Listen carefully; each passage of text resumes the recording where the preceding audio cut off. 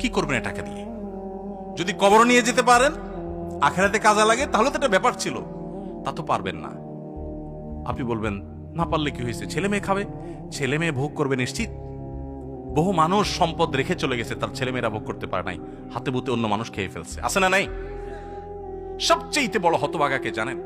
আল্লাহর জমিনে সবচেয়ে বড় দুর্ভাগা, সবচেয়ে বড় বেয়াকুব এবং নির্বোধ মানুষ হলো সে, যে যাদের জন্য চুরি করবে তারাও সে দায় নিবে না। কিয়ামতের দিন ছেলে আয়সা বলবে না, আব্বা চুরিদারি ডাকাতি 2 নম্বরই যা করছেন, ঘুষ সুদ যা খাইছেন, আমাদের জন্যই তো খাইছেন, আল্লাহ আমার আব্বারা জাহান্নামে দিয়ে না, আমাদের নিয়ে যান।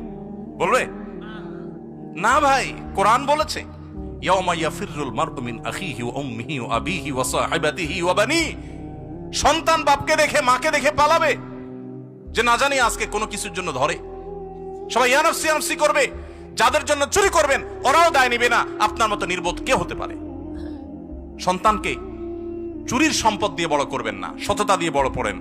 আমাদের সমাজে আজ ঘরে ঘরে সেই মা বাপ আছে যে মা বাপ চায় আমার সন্তান থাকুক আজ দুধে ভাতে, সেই মা বাপ নাই যে মা বাপ বলে আমার সন্তান থাকুক আজ ঈমান আমলে সততার সাথে। সেই মা বাপ নাই।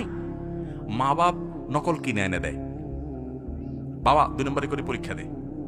যেই মা বাপ সততা শিখাবে, সততার সংকল্প করাবে, সেই মা বাপ চুরি শিখাচ্ছে। এজন্য সমাজের রন্ধ্রে রন্ধ্রে, খাঁজে বাজে, কোনা কাঞ্চিতে সর্বত্র দেখবেন চোর আর চোর উৎপাদন হচ্ছে, দুর্নীতিবাজ উৎপাদন হচ্ছে।